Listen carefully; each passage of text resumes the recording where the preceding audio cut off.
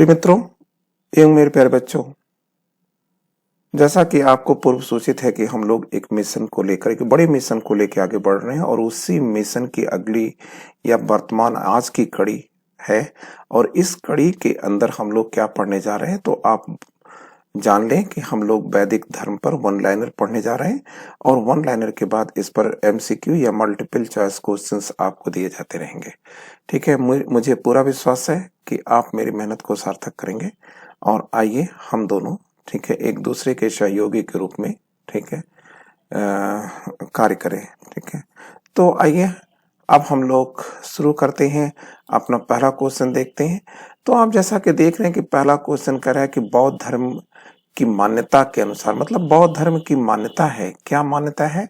बौद्ध धर्म की मान्यता के अनुसार ये बातें हैं कि जो हिंदुओं के देवता हैं, ठीक है, ब्रह्मा, ठीक है, उन्होंने क्या किया था, बुद्ध से कहा था कि आपने इस पृथ्वी पर अपने ज्ञान से, ठीक है, क्या किया है, चारों ओर एक प्रकाश फैलाया है।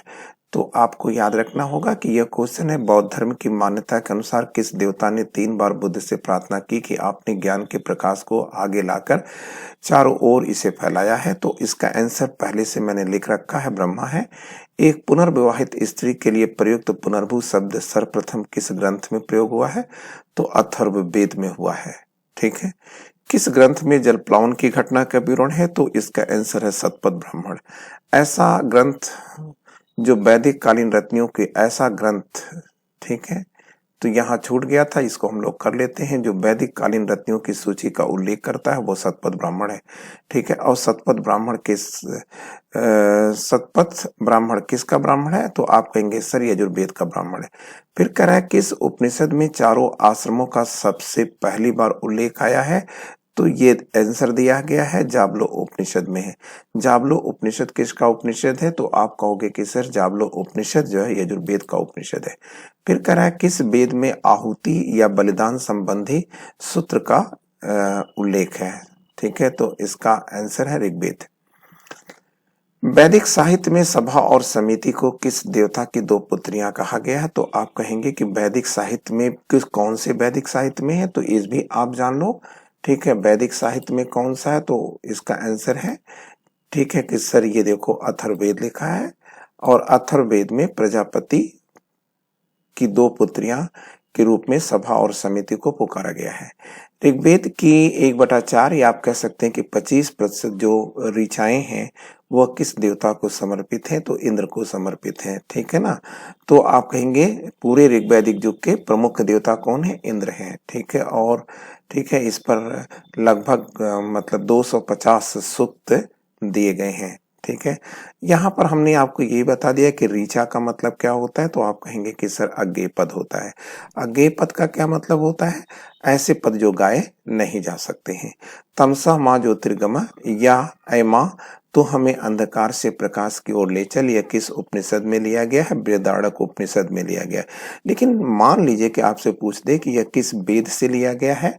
तो आप कहोगे कि सर वेद में पहली बार तमसो माँ ज्योतिर्गमा का उल्लेख कहाँ हुआ है? ऋग्वेद में हुआ है। कौन सा वेद अंशतः गद्य में लिखा गया है? तो आप कहेंगे यजुर्वेद है। यहाँ थोड़ी सी मैं और व्याख्या कर देता हूँ। यजुर्वेद के 2 भाग हैं, एक है कृष्ण यजुर्वेद और दूसरा है शुक्ल यजुर्वेद। तो जो कृष्ण यजुर्वेद है, ठीक है, ये किस में लिखा गया? तो आप कहोगे कि सर जो कृष्ण है, देखो हम पुनः यहाँ लिख भी दे रहे हैं, ठीक है, ताकि आपको प्रॉब्लम ना हो। कृष्ण यजुर्वेद और यह है शुक्ल यजुर्वेद। तो देखो जो शुक्ल यजुर्वेद है ये पद में है, ठीक है, और ये जो कृष्ण यजुर्वेद है ये किस में है? तो आप कहोगे कि सर ये गद्य में दिया गया है। ठीक है बच्चों, इसके बाद हमारा अगला जो टॉपिक है वो कह रहा है कि निष्क किस काल में विनिमय के माध्यम के रूप में प्रयुक्त हुआ था? तो आप याद रखेंगे कि इसका जो आंसर आएगा वह आंसर क्या आएगा? तो आप बोलोगे कि सर इसका आंसर आना है, ठीक है, संपूर्ण वैदिक काल में है। ठीक है, तो कंप्लीट वैदिक काल में, ठीक है, निष्क को एक विनिमय के माध्यम में प्रयोग किया गया है। वैसे निष्क क्या है? तो आप कहेंगे कि सर ये एक आभूषण है और ये गले में पहना जाने वाला, आप कह सकते हैं कि एक चेन है, मतलब सोने की चेन है ये। क्लियर? तो अब कह रहा है कि कौन सा वैदिक ग्रंथ पहली बार पुनर्जन्म के सिद्धांत की व्याख्या देता है। ठीक है, तो कह रहा है कौन सा वैदिक ग्रंथ पहली बार पुनर्जन्म की व्याख्या देता है। तो इसका आंसर क्या होगा? तो आप कहेंगे कि सर शतपथ ब्राह्मण ही है इसका भी आंसर शतपथ ब्राह्मण है। अब कह रहा है कि ब्राह्मण, अब कह रहे हैं भारतीय लेखों के अनुसार कौन सा स्थान का मतलब भूमि से यहाँ है। ठीक है, भूमि कौन सी भूमि है जो दो नदियों के बीच ब्रह्मावर्त कहलाता है। मत तो आप याद रखिएगा कि एक बहुत सीधी सी बात आप कर लिए कि सरस्वती नदी में, और स्पष्ट हो जाएगा आपको इससे कि सरस्वती और एक नदी और है। कौन सी नदी है? दृश्यवती। ठीक है, इन दोनों नदियों के बीच का जो भूभाग है उसी को ब्रह्मावर्त कहा जाता है, या ब्रह्मावर्त कहा जाता था। इसको हटा देते हैं, ये थोड़ा सा गलती हो गई थी, ब्रह्मावर्त कहा जाता था। कौन सा वेद उच्च कोटि का कर्म कांडी ग्रंथ है? तो आप याद रखिएगा यजुर्वेद है। ठीक है, यजुर्स वेद में ही, ठीक है, क्या है, ये सबसे ज्यादा कर्मकांडी ग्रंथ है। तो आपको इस तरह से भी आप याद रखिएगा, जो ऋग्वेद का विशेषज्ञ होता है उसे होता कहा जाता है, और जो सामवेद का विशेषज्ञ होता है उसे उद्गाता कहा जाता है, और जो यजुर्वेद का विशेषज्ञ होता है उसे अध्वर्य कहा जाता है, और ब्रह्म जो है चारों वेदों का विशेषज्ञ है, मतलब अथर्ववेद के साथ, ठीक है, चारों वेदों का विशेषज्ञ है। तो होता का क्या कार्य है? आप कहेंगे अग्निकुंड बनाना और उसमें आग को प्रज्वलित करना। उद्गाता क्या है? जब होता अपना काम कर लेता था तो उद्गाता प्रशंसा के गीत गाता था, और अध्वर्य जो कि यजुर्वेद का विशेषज्ञ है यही समस्त कर्मकांडों को संपादित करता था, और ब्रह्म क्या करता था? ये सभी जो पुरोहित है, ठीक है, इनके कार्यों का निरीक्षण करता था। बच्चों, इसके बाद हम लोग अगला टॉपिक देखते हैं। अगला टॉपिक है, कह रहा है कि नारायण के साथ विष्णु के तादात्म्य का प्राचीनतम उल्लेख कहाँ प्राप्त होता है। ठीक है, तो पुनः मैं आपको याद दिला दूं, कह रहा है कि नारायण के साथ विष्णु का संबंध ये पहली बार कहाँ उल्लेखित है? तो आप कहेंगे कि सर तैत्तिरीय आर्णक में है।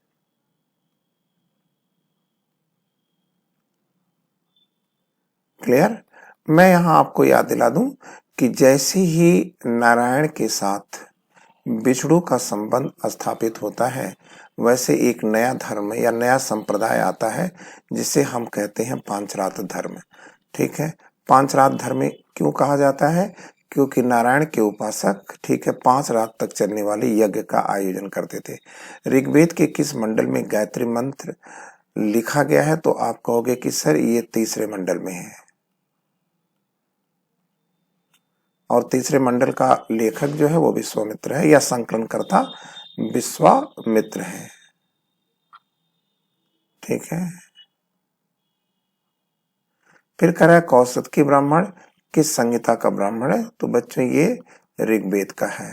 ठीक है, ऐतरेय ब्राह्मण और कौसतकी ब्राह्मण, ठीक है, या सांख्यायन ब्राह्मण, ये ऋग्वेद का ब्राह्मण है। फिर कह रहा है कि सर्वप्रथम किसने सुझाव दिया था कि संस्कृत, लैटिन तथा ग्रीक एक ही भाषा परिवार से संबंधित है? तो आप कहेंगे कि सर एशियाटिक सोसाइटी के प्रमुख विलियम जोन्स ने दिया है। ठीक है, विलियम जोन्स की संस्था क्या है? तो आप कहोगे कि सर एशियाटिक सोसाइटी है। और एशियाटिक सोसाइटी की स्थापना क्यों की गई थी? तो आप कहोगे कि सर पहली चीज 1784 में हुई थी, बंगाल में या कलकत्ता में हुई थी, और इसके स्थापना का उद्देश्य क्या था? तो इसकी स्थापना का उद्देश्य था कि जो भारत की गौरव गरिमा है उसको लिखना। ठीक है, अब इसके बाद हमको कहाँ चलना है? तो आप कहोगे कि सर 19 क्वेश्चन है। 19 क्वेश्चन कर रहा है कि सम्मिलित करिए। क्या सम्मिलित करने की बात कर रहा है? तो आप ये देखिए कुछ दिए हैं, कह रहा है कि ये कौन सा ब्राह्मण है, और मतलब ये वेद दिए हुए हैं, और कह रहा है ये ब्राह्मण दिए हुए हैं, और कह रहा है किस वेद का कौन सा ब्राह्मण है। तो उसमें देखिए यजुर्वेद लिखा हुआ है ना। तो कह रहा है कि यजुर्वेद का ब्राह्मण क्या है, तो यजुर्वेद का जो ब्राह्मण है वो है शतपथ ब्राह्मण, ये देखिए लिखा हुआ है। तो इसका मतलब ये है कि एका नहीं, आप ये देखिए पहली चीज ये गलत हो रहा है, यहाँ पर आप यजुर्वेद मत डालिए, यहाँ पर आप डाल देंगे ऋग्वेद, अन्यथा ये क्वेश्चन गलत हो जाएगा। ठीक है, इसको काट देते हैं और काटने के बाद ये जो है यहाँ पर लिख देते हैं ऋग्वेद। ठीक है, तब आपका ये मिलान अच्छा रहेगा। ठीक है, अन्यथा गलत हो जाएगा क्वेश्चन। तो अब आप मिलाएंगे तो कह रहा है कि ऋग्वेद का ब्राह्मण क्या है, तो यहाँ पर मैं लिख देता हूँ ऋग्वेद का जो ब्राह्मण है ये है ऐतरेय ब्राह्मण। ठीक है, ऐतरेय ब्राह्मण। फिर दूसरा करा कि सामवेद, तो सामवेद का ब्राह्मण क्या है, तो आप कहोगे कि सामवेद का सर पंचविश ब्राह्मण है, पंचविश ब्राह्मण है। ठीक है, फिर अगर आपसे पूछा जाता है तीसरा यजुर्वेद का ब्राह्मण क्या है, तो यजुर्वेद का जो ब्राह्मण है वो है शतपथ ब्राह्मण। ठीक है, फिर कह रहा है कि अथर्ववेद का क्या ब्राह्मण है, तो अथर्ववेद का जो ब्राह्मण है वो है गोपथ ब्राह्मण। ठीक है ना, तो अब जाकर के ये सही हुआ। तो ये थोड़ा गलती से ठीक है ये लिख उठा था, इसके लिए मैं क्षमा चाहूंगा। फिर कह रहा है कि उत्तर वैदिक काल में पालागल से क्या तात्पर्य था, तो आप कहेंगे सर ये एक रत्नी था उत्तर वैदिक काल में और यह संदेश वाहक का काम करता था। ठीक है, जो 12 रत्नी थे उसमें से एक रत्नी है ये, और ये संदेश वाहक। रत्नी क्या है, आप कहेंगे ऑफिसर है। कह रहा है किसे निरुक्त का प्रणेता कहा जाता है, तो आप कहेंगे यास्काचार्य को कहा जाता है। ठीक है, फिर कह रहा है कि ऋग्वेद का नदी सूक्त किस मंडल में है, तो आप कहोगे कि सर 10वें मंडल में है। ठीक है, और नदी सूक्त की पहली नदी क्या है, तो आप बोलोगे कि सर 10वीं नदी जो है ये सरस्वती है, और अंतिम नदी जो है वो गोमल है। गोमल अफगानिस्तान में बहती है, जिससे गोमती भी कहा जाता है। कौन उपनिषदों में उल्लेखित कैकेय जनपद का एक दार्शनिक राजा था, तो आप कहोगे कि सर अश्वपति। ठीक है, अब हम लोग इसके आगे चल रहे हैं, अगला क्वेश्चन देखते हैं क्या आ रहा है, मतलब 24वां क्वेश्चन। तो कह रहे ऋग्वेद में किस नदी को अमृतमे नदीतमे, ठीक है, कह रहा है कि ऋग्वेद में किस नदी को क्या कहा जा रहा है, अमृतमे नदीतमे। ठीक है, तो नदीतमे और देवीतमे कहा गया है, तो आप कहेंगे कि सर सरस्वती नदी को। ठीक है, कौन प्रस्थान त्रयी में सम्मिलित है, तो आप याद रखिएगा कि 3 किताबें हैं जिन्हें प्रस्थान त्रयी में शामिल किया जाता है। कौन कौन 3 किताबें हैं, तो आप कहोगे एक तो सर भगवत गीता है, भगवद गीता। ठीक है, और दूसरा क्या है, तो आप कहोगे कि सर दूसरा है उपनिषद, और तीसरा कौन सी किताब है बच्चों, तो आप कहोगे कि सर तीसरी जो किताब आती है वो है ब्रह्मसूत्र। ठीक है, फिर कह रहा है कि सुमेलित करिए, तो अभी हमने इसके पहले वाले जो क्वेश्चन था उसको सॉल्व करते समय मैंने कर दिया था। तो कह रहा है कि ऋग्वेद का होता है, मतलब सुमेलित करिए। देखिए यह विशेषज्ञ है और यह वेद है, तो ऋग्वेद का जो विशेषज्ञ है वो होता है। ठीक है, होता का कार्य क्या है, बस अग्निकुंड बनाएगा और इसमें यह आग जला देगा। फिर यजुर्वेद का अधोवर्य सही है, ये भी सही है। सामवेद का उद्गाता है, अथर्ववेद का ब्रह्म है, ये सभी लिखे गए हैं, सही तरीके से लिखे गए हैं। ठीक है, कौन सा ग्रंथ भारतीय गणित का प्राचीनतम साक्ष्य देता है, तो आप कहेंगे कि सर शुल्ब सूत्र। ठीक है, ये भारतीय गणित का, ठीक है, रेखा गणित का पहला, ठीक है, तो अगर आप एग्जैक्टली करोगे तो ये भारतीय गणित नहीं, रेखा गणित की बात करो। ठीक है, अब बच्चों अगला क्वेश्चन आ रहा है एशिया माइनर से प्राप्त है। ठीक है, कह रहा है कि एशिया माइनर से प्राप्त बोगास कोई अभिलेख में जिन वैदिक देवताओं का नाम उल्लेखित है वे कौन है, तो बहुत इजी क्वेश्चन है ये। इंद्र है, मित्र है, वरुण है, नासत्य है। नासत्य को ही अश्विन भी कहा जाता है। ठीक है, सबसे पहले चारों आश्रमों का वर्णन कहाँ मिलता है? तो आप कहेंगे कि सर जाबालोपनिषद में है, जाबालोपनिषद में है। और जाबालो उपनिषद किसका उपनिषद है? यजुर्वेद का उपनिषद है। चारों आश्रम कौन कौन है? ब्रह्मचर्य आश्रम है, गृहस्थ आश्रम है, वानप्रस्थ आश्रम, ठीक है, और संन्यास आश्रम है। तो कह रहा है कि यम तथा नचिकेता की कथा किस ग्रंथ में उल्लेखित है?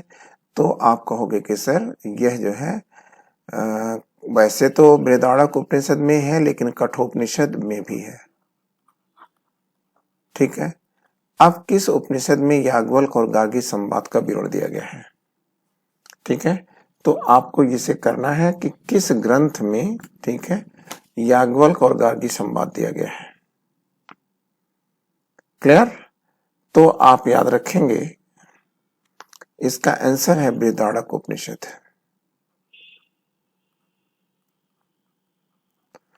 और यह सबसे बड़ा उपनिषद भी है, ठीक है। जितने भी उपनिषद हैं, उपनिषद को वेदांत भी कहा जाता है, वेदांत उपनिषद या वेदांत। रामायण और महाभारत में उल्लेखित स्थलों की पहचान करने वाला इतिहासकार कौन है? तो आप कहेंगे बीबी लाल है। फिर कह रहा है कि ऋग्वैदिक काल में नियमित भूमिकर नहीं था, ठीक है। तो आप कहोगे कि सर बिल्कुल नहीं था, ये सही बात है, ठीक है। तो क्यों नहीं था? तो आप कहेंगे कि क्योंकि सर भूमि राजा की नहीं थी, अपितु वह व्यक्तिगत संपत्ति का प्रतीक थी, ठीक है। मतलब उस समय मान्यता क्या थी कि श्रम ही संपत्ति है, श्रम ही संपत्ति है। तो जिसने जहां अपना श्रम लगाया उसकी अपनी संपत्ति हो जाती थी। तो भूमि जो है वो राजा की नहीं थी, इसलिए वो राजा किसी प्रकार का टैक्स लेने का दायित्व नहीं रखता था, मतलब अधिकार नहीं रखता था, ठीक है। और इसलिए वो किसी प्रकार का कोई टैक्स नहीं लेता था। हाँ, आपके सामने एक प्रश्न आता होगा कि फिर उसका खर्च कैसे चलता था? तो आप कहेंगे बलि नाम के एक उपहार से चलता था, ठीक है। तो बच्चों हमने ये क्वेश्चंस आपके लगभग 33-35 क्वेश्चन जो है किए हैं, ठीक है। आप इनको, ठीक है, एक बार दो बार पढ़ लीजिए और इसके बाद हम मल्टीपल क्वेश्चन देंगे, 4 विकल्प बना के देंगे, तो वो 4 विकल्प पर भी आप प्रैक्टिस कर लीजिएगा, ठीक है। तो मैं सोचता हूँ कि आप बहुत अच्छा करेंगे और कोशिश ये करिए कि कम से कम एक मैटर को आप 3 बार सुनिए और 3 बार उस पर प्रैक्टिस करिए, ठीक है, तभी हो पाएगा, ठीक है। और फिर हमारी जो कोशिश है, ठीक है, कि वो आपको, ठीक है, हमें इस तरह से तैयार करना है कि ताकि आप किसी भी एग्जामिनेशन में बिना कुछ सोचे समझे कर जाए क्वेश्चन, ठीक है। तो निश्चय ही आप याद रखिए, अगर आप मेरे साथ चल रहे हैं तो बहुत जल्दी आप इस मोड़ पर आएंगे। थैंक यू बच्चों, wishing you all the luck, नमस्ते।